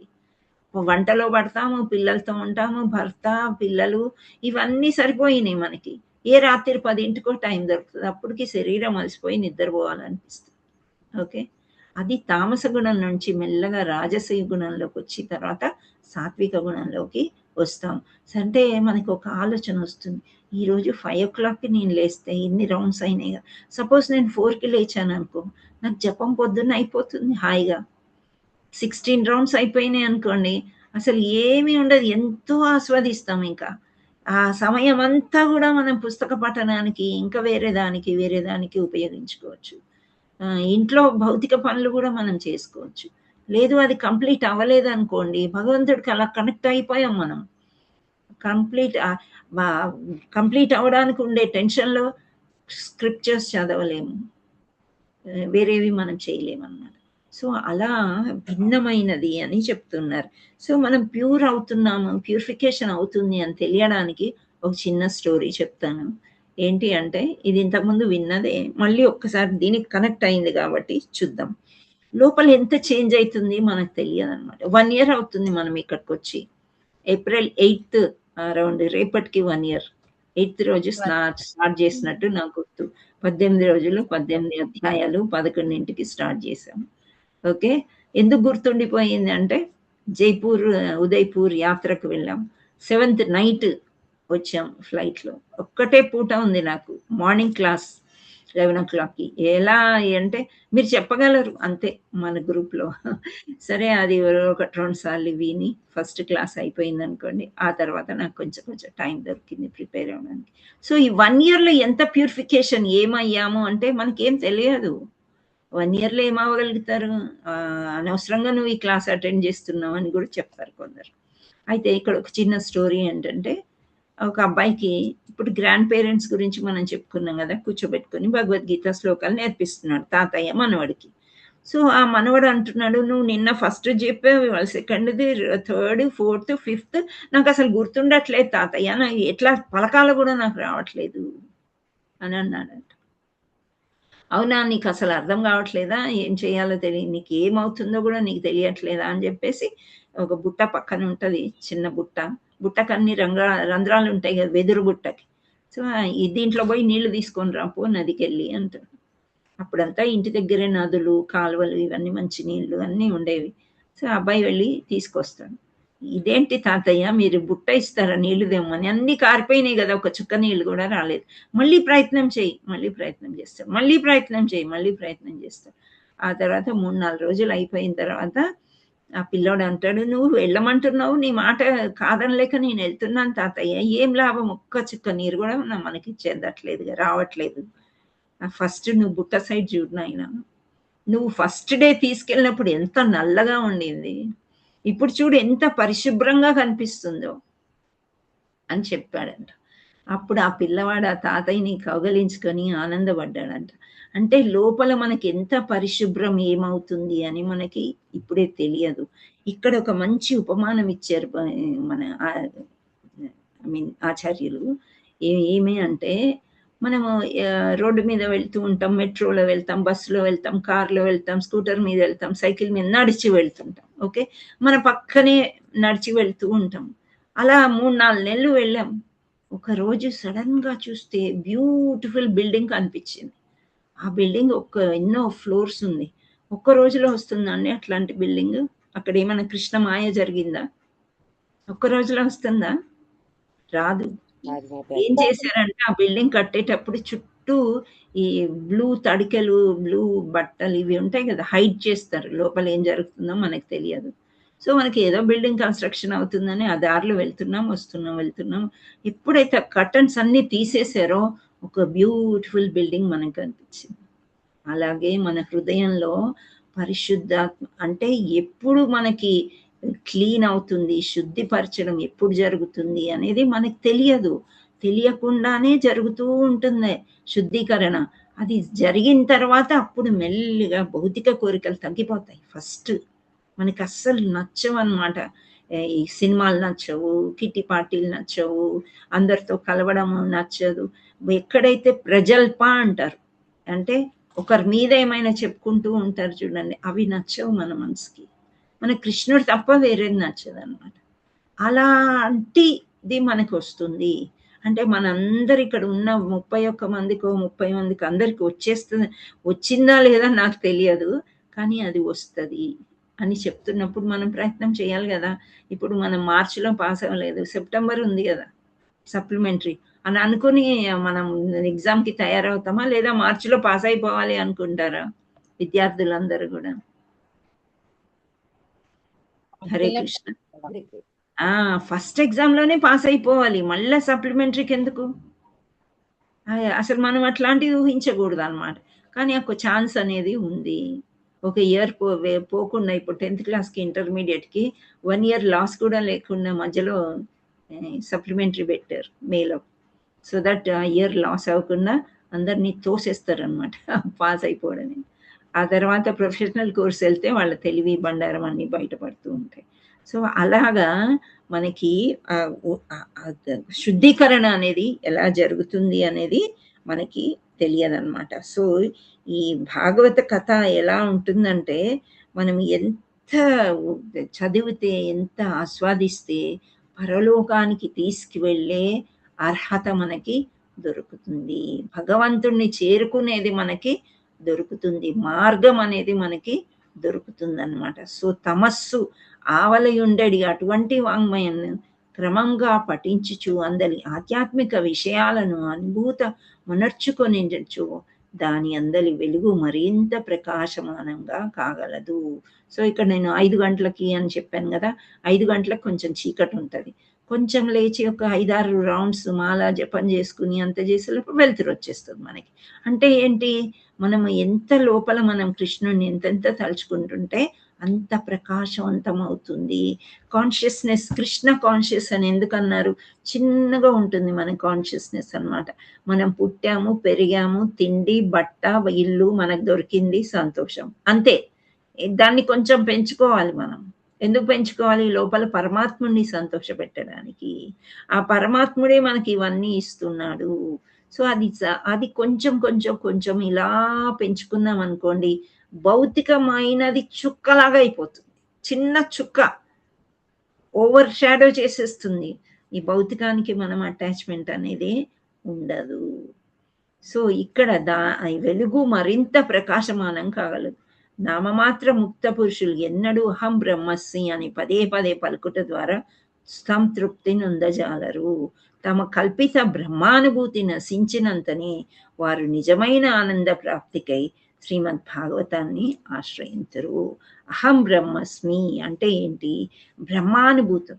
బ్రహ్మభూతము అనేది కృష్ణుడి చుట్టూ ఉండే ఒక అఫల్జెన్స్, అంటే ఒక వెలుతురు. సో మాయావాదులు ఏంటంటే, నిరాకారవాదులు భగవంతుణ్ణి అర్చక విగ్రహాన్ని చేయకుండా ఒక జ్యోతిని మాత్రమే భగవంతుడిలాగా అనుకుంటారు. వాళ్ళు అందులోకే వెళ్ళడానికి ప్రయత్నం చేస్తారు. తీరా అందులోకి వెళ్ళిన తర్వాత భగవంతుడిలోకి ఎంట్రీ ఉండదు. ఏదైతే గోలోకం మనం అనుకుంటున్నాం అక్కడ ఎంట్రీ ఉండదు అన్నమాట. సో అందులో వాళ్ళు ఎక్కువసేపు ఉండలేరు, ఎందుకంటే ఆరాధన ఉండదు, సరి అయిన బాడీ దొరకదు, ఆధ్యాత్మిక బాడీ దొరకదు, ఇక్కడే మెటీరియల్ బాడీ కూడా పోయింది. సో వాళ్ళు కొట్టుకుంటూ కొట్టుకుంటూ కొట్టుకుంటూ అక్కడి నుంచి వైకుంఠానికి చేరే మార్గానికే వెతుకుతూ ఉంటారనమాట. అప్పుడు వాళ్ళు కింద పడిపోవడానికి ఎప్పటికైనా వాళ్ళు కిందకు వస్తారు, మళ్ళీ కూడా వచ్చి మళ్ళీ భాగవతం మనం వినాలి అని వాళ్ళు భాగవతాన్ని ఆశ్రయం తీసుకుంటారంట. సో అట్టి భాగ్యమును పొందలేని వారు పరహితము, జగక్షేమము వంటి కార్యముల వైపునకు ఆకర్షితులవుతారు. అనగా మాయావాద తత్వం ఐహికంగాను, భగవద్గీత మరియు భాగవత తత్వములు ఆధ్యాత్మికమై ఉన్నవి. సో మాయావాది చర్చ ఏమంటే, నువ్వు ఏ కోరిక కావాలి అంటే ఆ దేవతకు కొలుచుకో, నీ కోరిక తీరిపోతుంది, భౌతికంగా హాయిగా ఉంటావు నువ్వు. కానీ ఆధ్యాత్మికంగా హాయిగా ఉండాలంటే, మంచిగా ఉండాలంటే, సంతోషంగా ఉండాలంటే భగవద్గీత భాగవతం యొక్క ఆశ్రయాన్ని మనం తీసుకోవాలి అని చెప్తున్నారు. సో భగవద్గీత భగవంతుడు ఎందుకు ఇచ్చాడు, అంతకుముందు మనువుకి ఇచ్చాడు కదా, సూర్యుడికి ఇచ్చాడు కదా. ఇచ్చిన తర్వాత మళ్ళీ అర్జునుడికి ఎందుకు ఇవ్వాల్సి వచ్చింది అంటే అక్కడ మర్చిపోయారు. ఎప్పుడెప్పుడు ఏవేవి మర్చిపోతారో అవన్నీ జ్ఞాపకం చేస్తూ ఉంటాడు కృష్ణుడు. ఎందుకు అంటే ఆయన మన తండ్రి కాబట్టి, పిల్లలు ఇక్కడ కష్టపడుతుంటే ఆయన చూడలేడు కాబట్టి, మీరు వచ్చేయండి నా దగ్గరికి అని రకరకాల గురువుల్ని పంపిస్తారు, ఉదాహరణలు చెప్తూ ఉంటారు. అన్నీ చెప్పిన తర్వాత కూడా మేము ఇక్కడే ఉంటామంటే పర్వాలేదు, ఇక్కడే ఉండు నాయన, నేను నిన్ను ఎల్లప్పుడూ కాపాడుతుంటాను. ఇక్కడ కూడా మన కోరికలు దేవతల ద్వారా తీరుస్తాడు. కానీ అలా ఆ ముసలివాడి కథ విన్నాం కదా మనం. ధనవంతుడు ఒక ముసలివాడు, లాస్ట్కి ఏమవుతుంది, కుక్క జన్మ ఎత్తుతాడు ధనాన్ని కాపాడుకోవడానికి. తర్వాత పాము జన్మ ఎత్తుతాడు. ఆ పాముని కర్రలతో బాధిస్తుంటే, లేదు నారద నేను వచ్చేస్తాను ఇంకా అని చెప్పి వైకుంఠధామానికి అప్పుడు వెళ్తాడు, ఎన్నో జన్మలు అయిన తర్వాత. సో మనకి తెలియదు ఈ జన్మలో వెళ్ళిపోతామా, వచ్చే జన్మలో ఈ జన్మలో అంటే మార్చిలో పాస్ అవడానికే మనం గట్టి ప్రయత్నం చేయాలి. చేస్తే అట్లీస్ట్ ఇయర్ అన్న అయిపోతుంది మనకి అని అనుకుంటాం. సో ఇక్కడ న్యూస్ ఛానల్ గురించి మనం డిస్కస్ చేసాం కదా. సో ఈ భాగవత్ కథ ఎలా ఉండాలంటే మన హార్ట్ ఫుల్లీ సాటిస్ఫై అయిపోవాలన్నమాట. దాంతో సాటిస్ఫై అయిపోయినప్పుడు కృష్ణుడితో మనం సంతోషంగా ఉండగలుగుతాము. అదే మన strength. That is the actual inner strength, is the real strength అన్నమాట. మనం భౌతికంగా ఎంత బలంగా జిమ్కి వెళ్ళండి, అక్కడ వెళ్ళండి, ఇక్కడ ఆ బలం అంతా కూడా ఏమీ పనికిరాదు. కానీ ఈ ఇన్నర్ స్ట్రెంగ్త్ మనకి బాగా ఉన్నట్లయితే అప్పుడు మనము దీన్ని బయటపడగలుగుతాము. అంటే ఈ ప్రపంచంలో నుండి ఈ భౌతిక కర్మలను దాటుకుని చాలా ఈజీగా మనము ఈ దుఃఖాలయం అశాశ్వతాన్ని గెలవగలుగుతాం. అంటే ఇక్కడ ఏమంటారంటే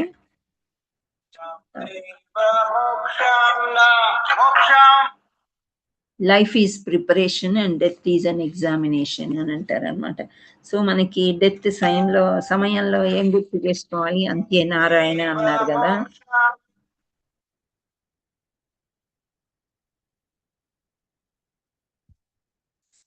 అంత్యకాల నారాయణ అని అన్నారు కదా. సో అంటే నారాయణని తలుచుకోవాలంటే ఆ సమయంలో ఎలా గుర్తొస్తాడు? ఇప్పుడు గుర్తు తెచ్చుకుంటేనే ఆ సమయంలో ఒంటరిగా ఉన్నప్పుడు నారాయణుడు మనకి గుర్తొచ్చి తోడుగా ఉంటే మనకి మనసుకి ఎంతో సంతోషం ఉంటుంది. అందరము ఒంటరిగా వచ్చాము, కానీ మనం వెళ్ళేటప్పుడు ఒంటరిగా వెళ్ళకూడదు, భగవంతుడితోనే ఉండాలి, భగవంతుడి దగ్గరికే వెళ్ళాలి అనేదే మనకి భాగవతం చెప్తుందన్నమాట. సో ఈరోజు మనం చదువుకున్న శ్లోకాలు ఒక్కసారి పైనకి తీసుకోమా. ఉన్నారా శ్రావణి మాతాజీ?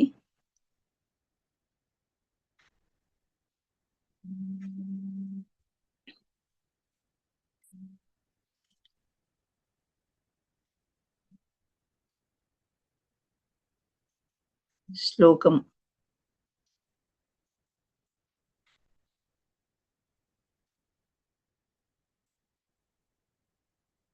వయం తు న వితృప్యామా ఉత్తమ శ్లోక విక్రమే యృణ్వతాం రసజ్ఞానం స్వాదు స్వాదు పదే పదే. సో దీనికి అనువాదం మనకి ఎలా ఉందంటే, ఉత్తమ శ్లోకుడైనటువంటి శ్రీకృష్ణ భగవానుణ్ణే మనం ఎక్కువగా ప్రార్థించాలి, ఆయన దివ్య లీలలు శ్రవణం చేయాలి, ప్రతి క్షణం ఆ రుచిని ఆస్వాదించాలి, ఆయనతో దివ్య సంబంధాన్ని పెట్టుకోవాలి అని 19వ శ్లోకంలో మనం చెప్పుకున్నాం. మనం సంబంధం పెట్టుకోవాల్సింది భౌతిక ప్రపంచం కాకుండా ఆ దివ్య సంబంధాన్ని లీలా కథల ద్వారా మనం వింటూ శ్రవణం చేస్తూ ఆ కథలని మనము ప్రతి క్షణం ఆస్వాదించాలి అని మనం నేర్చుకున్నాం. సో యాక్చువల్లీ అనుకోకుండా జరిగిన మన స్పెషల్ క్లాస్కి శ్రీకృష్ణుని అంతటా చూడవచ్చు, ప్రతి దాంట్లో కృష్ణుని చూడవచ్చు అనే టాపిక్ ఇక్కడ ఇది కూడా రిలేట్ అయింది. ఆ స్మరణ అనేది ఎప్పుడు వస్తుంది? శ్రవణం బాగా చేసి మనం స్మరించుకున్నప్పుడు ఆ దివ్య సంబంధం అనేది మనకి ఏర్పడుతుంది అనేది మనం నేర్చుకున్నాం. సో 18వ శ్లోకము ఈజ్ వెరీ సింపుల్. అక్కడ ఏమీ లేదు, 2 విషయాలు అక్కడ నేర్చుకున్నాం. ఏంటి అంటే 18వ శ్లోకంలో 2 విషయాలు ఏం నేర్చుకున్నాం చెప్పండి. సాహస కర్మలు లీలలు, ఇక్కడేమో అలసట రుచి. 19వ దాంట్లో మనం అసలు అలిసిపోము అని ఋషులు అంటున్నారు. మనం కూడా అలసిపోకూడదు అనమాట. సో ఇక్కడ అథాక్యా హి హరేర్ధీమన్ అవతార కథా శుభాః లీలా విదధతః స్వరైమీశ్వరం స్యాత్యమాయయా. సో ఇక్కడ మనం 2 విషయాలు చెప్పుకున్నాము. ఏంటి అనంటే లీలలు, కర్మలు, భగవంతుడు ఎలా చేశాడు అవన్నీ కూడా మనము వినాలి, చూసుకోవాలి. అంటే శ్రవణం చేసిన అన్నీ కూడా మంగళప్రదాయము అని ఇక్కడ నేర్చుకున్నాం. హరే కృష్ణ కృష్ణ కృష్ణ హరే హరే, హరే రామ హరే రామ హరే హరే. థ్యాంక్ యూ శ్రావణి మాతాజీ, మీరు షేర్ చేశారు. Thank you. హరే కృష్ణ మాతాజీ. చెప్పండి, మీకు ఏమైనా ప్రశ్నలు ఉండేవాళ్ళు ఉండవచ్చు, చెప్పండి. హరే కృష్ణ. అలసిపోయారా అందరూ? ఏం లేదు మాతాజీ. ఏం లేదు మాతాజీ. సామాన్యంగా భాగవతం చెప్పేటప్పుడు నిద్ర వస్తుందంట. అయితే ఆ వరం కూడా నిద్రాదేవికి భగవంతుడే ఇచ్చాడని చెప్తారు. ఎప్పుడైతే కుంభకర్ణుల్ని వధిస్తారో కుంభకర్ణుడు వెళ్ళి అడుగుతాడంట, మరి నా నిద్ర ఎట్లా? నిద్రాదేవి అడుగుతుందండి, నిద్రాదేవి అడుగుతుంది. కుంభకర్ణుడిని వధించేశారు, ఇప్పుడు 6 నెలలు హాయిగా పడుకునేవాడు ఆయన, ఇప్పుడు నేను ఎక్కడికి వెళ్ళాలి? ఎక్కడ భాగవత కథలు వింటారో, ఎక్కడ భగవంతుడి గురించి మాట్లాడతారో అక్కడికి వెళ్ళు అని చెప్తారు. సో మనం నిద్రాదేవిని గెలవాలి.